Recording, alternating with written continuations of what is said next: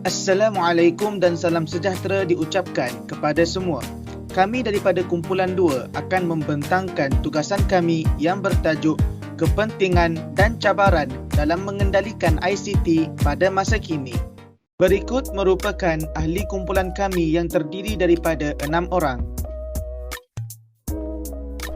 Teknologi Maklumat dan Komunikasi (ICT) ialah istilah bagi teknologi maklumat yang menekankan tentang peranan komunikasi bersatu. Teknologi maklumat dan komunikasi merujuk kepada semua teknologi yang digunakan untuk mengendalikan telekomunikasi, media penyiaran, sistem pengurusan bangunan pintar, sistem pemprosesan dan penghantaran audiovisual serta fungsi kawalan dan pemantauan berasaskan rangkaian. Salah satu fungsi ICT ialah membolehkan pengguna mengakses, menyimpan, menghantar dan memanipulasikan maklumat. Seterusnya adalah objektif yang akan dibincangkan mengenai kepentingan dan cabaran ICT pada masa kini. Yang pertama sudah semestinya mengenai kepentingan ICT pada masa kini. Yang kedua adalah cabaran ataupun kemusykilan ICT. Seterusnya persoalan di mana adakah cabaran ataupun masalah ICT pada masa kini dapat diatasi. Dan yang terakhir adalah memperoleh gambaran sebenar masalah ICT melalui contoh-contoh isu semasa.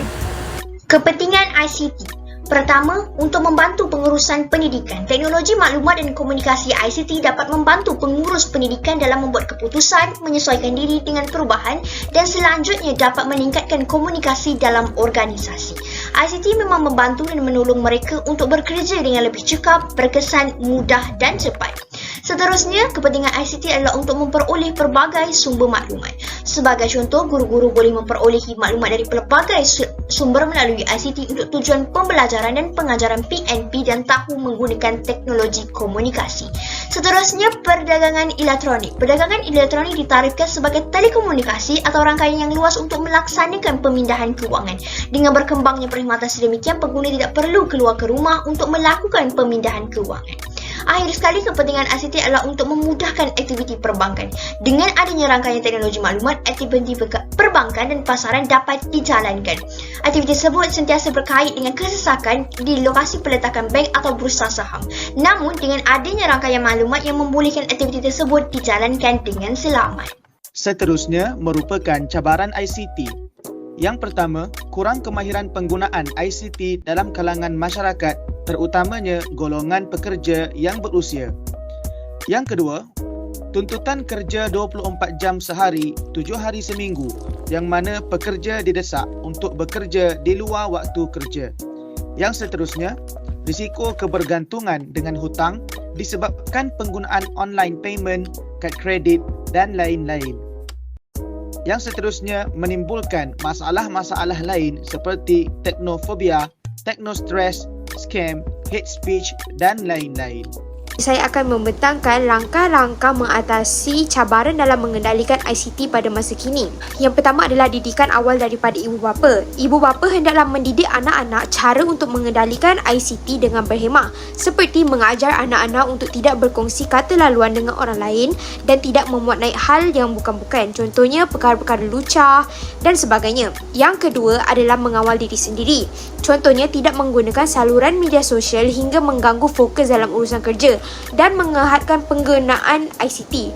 Yang ketiga adalah mengawasi diri sendiri. Kita hendaklah mematuhi piawaian, prosedur, langkah dan garis panduan keselamatan ICT yang ditetapkan. Dan yang terakhir adalah berkawan dengan orang yang mempunyai akhlak yang baik untuk mengelakkan perkara-perkara seperti mass hating, di mana jika salah seseorang daripada rakan anda membenci seseorang individu lain, anda akan turut mengikuti untuk membenci individu tersebut dan memberi kata cacian terhadap individu yang dibenci.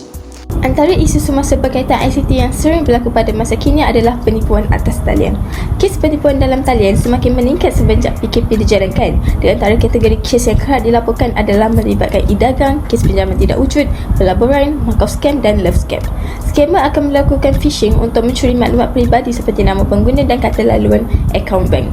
Penipu biasanya menghantar email yang kelihatan sah dan akan memaklumkan penerima untuk mengemaskini maklumat.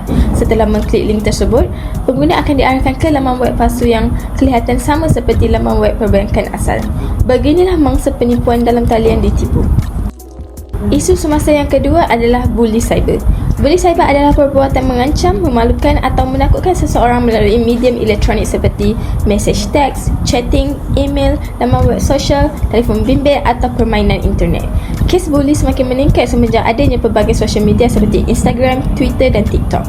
Hal ini secara tidak langsung menyumbangkan kepada peningkatan kes bunuh diri di Malaysia dan seluruh dunia. Tambahan pula, bully cyber boleh berlaku selama-lamanya kerana ianya hanya di hujung jari.